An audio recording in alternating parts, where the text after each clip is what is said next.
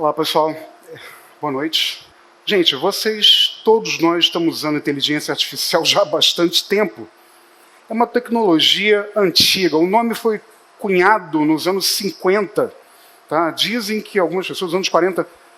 Mas na recomendação do YouTube, nas recomendações do Netflix, na classificação de riscos, eu podia falar a noite inteira aqui de como inteligência artificial já está nas nossas vidas há bastante tempo. Falando rapidamente, inteligência artificial como o ChatGPT, na verdade, ele é um animal num grande zoológico das inteligências artificiais. Tem um monte de tipos, mas essa inteligência artificial generativa, que nós chamamos, ela traz impacto no mundo. Falando rapidamente, eu fui um dos primeiros usuários do Brasil do ChatGPT. 2022, lá para outubro, novembro, eu vi um burburinho nos fóruns de discussão de tecnologias na internet e eu entrei naquela coisa. Comecei a mexer, a brincar, coisa e tal, olhei e eu vi que eu tive um pouco de um satori. Eu me dei conta que o que estava ali era um game changer. Mas ok. Eu vou explicar para vocês que, na verdade, esse game changer lhe traz coisas ótimas, mas traz algumas questões importantíssimas que não estão sendo dada a devida atenção. Vamos lá. A transformação silenciosa. Hoje eu diria que nem tão silenciosa está assim, porque o que eu vou falar aqui certamente já devem ter entrado no radar de vocês. Dia 27 de julho, um mês atrás, nosso amigo Sam Altman, que é o CEO da OpenAI, quem dá o suporte, quem fez o ChatGPT, esteve no Federal Reserve, Banco Central Americano, e falou o seguinte: categorias inteiras de cargos vão desaparecer. Algumas áreas, eu acho, que simplesmente desaparecerão. Por que ele foi lá fazer isso? Ele está realmente preocupado no bem-estar da sociedade? Talvez. Mas eu garanto uma coisa: esse impacto vai ser grande, vai ser um terremoto, e ele está se preparando, porque sabe que em algum momento alguém vai apontar o dedo para as Big Techs. Mas ok, vamos andar. E não é previsão para 2030. Não é previsão para um futuro incerto. Está acontecendo agora. Nesse exato momento. O ser humano ele tem essa característica, né, simples do nosso aparato cognitivo de transitar, às vezes, dada uma situação de incerteza, ficar transitando entre o pânico e o excesso de otimismo. O que a gente tem de um lado, né, no nosso sistema límbico, né, a nossa parte mais animal, nosso cérebro? Meu Deus do céu, se a IA for substituir tudo, por que eu vou me esforçar? É o campo do medo. É aquela paralisia do pânico, daquele animal que é em frente da estrada de noite, com o farol no rosto, e ele paralisa. Por outro lado, o que nós temos? Temos o campo da negação. Não é nada disso. A gente vai se adaptar. Nós nos adaptamos antes. Não surgiu a internet, não surgiu o Excel, não surgiu o celular, a gente sempre se adaptou. É claro, a disrupção ela causa algumas distorções, alguém vai ganhar, alguém vai perder em curto, médio prazo, mas ok, a gente vai dar tudo certo. O que eu defendo aqui? Não é bem isso. E mais ainda, os dois estão errados. Vou explicar por quê. Vamos lá, isso aí de novo. Aqui já é outro CEO, o CEO da Anthropic, que é a competidora do OpenAI.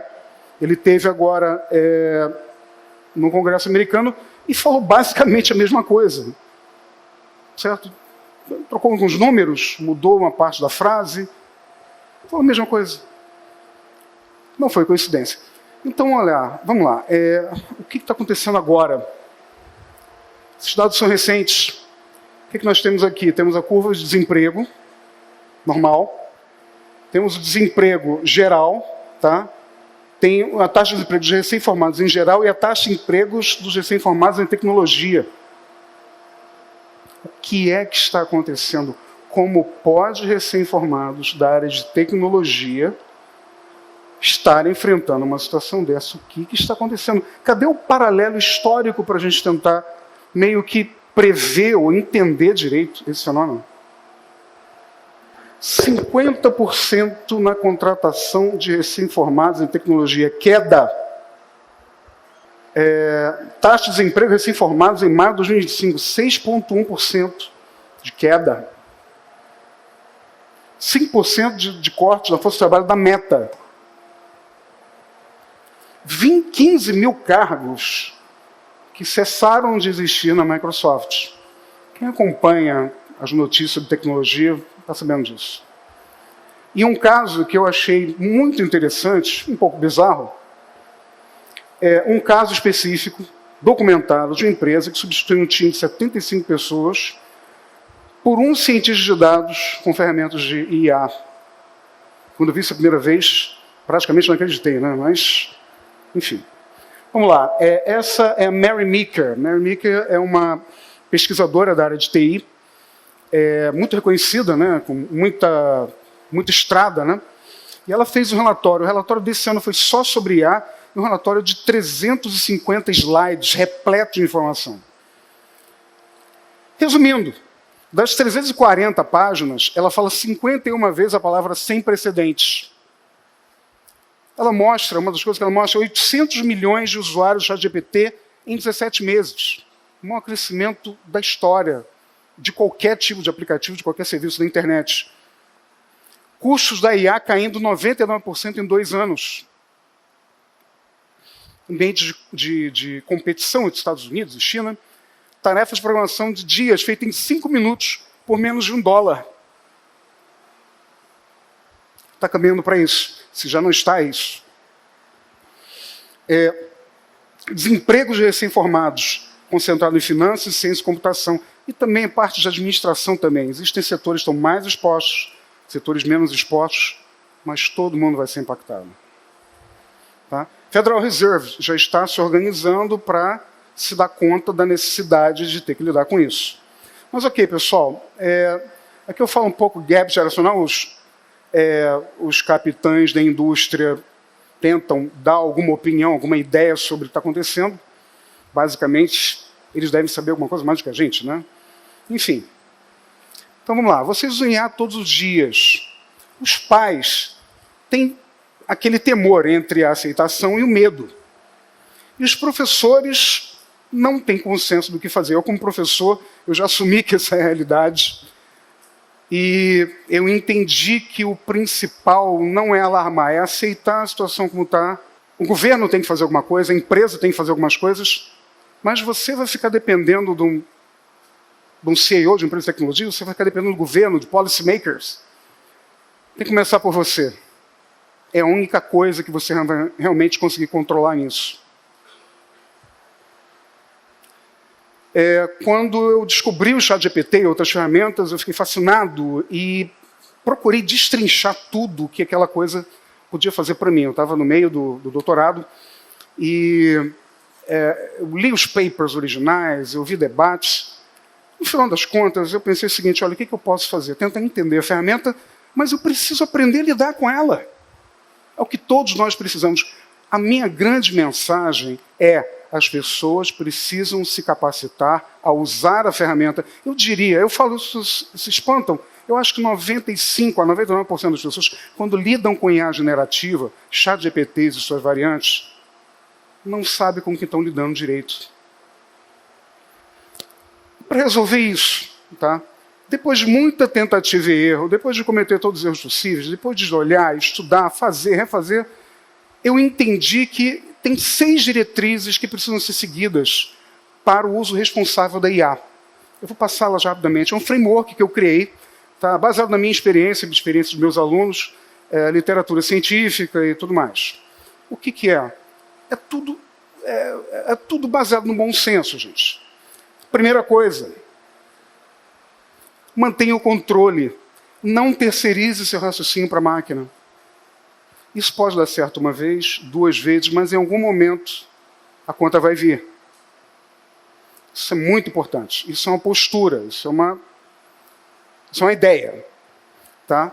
Segundo, assuma a responsabilidade no sentido de que tenha ownership daquele resultado. Se surgir algum detrito, se você vai usar IA para defender seu TCC, ótimo.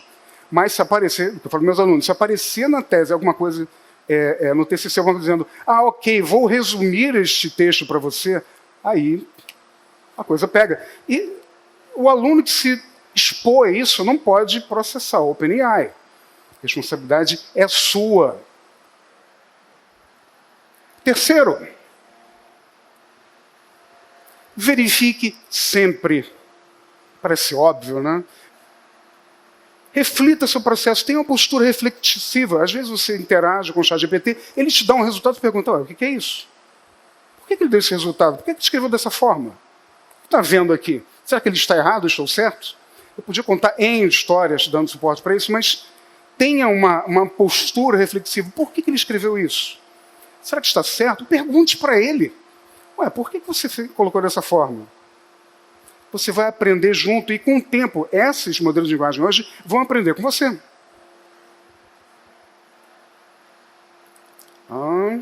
Ok. Aprenda a perguntar com precisão. Eu acho que a grande competência do século XXI, dada a popularização das IA generativas, é aprender a perguntar. Qual é o seu problema?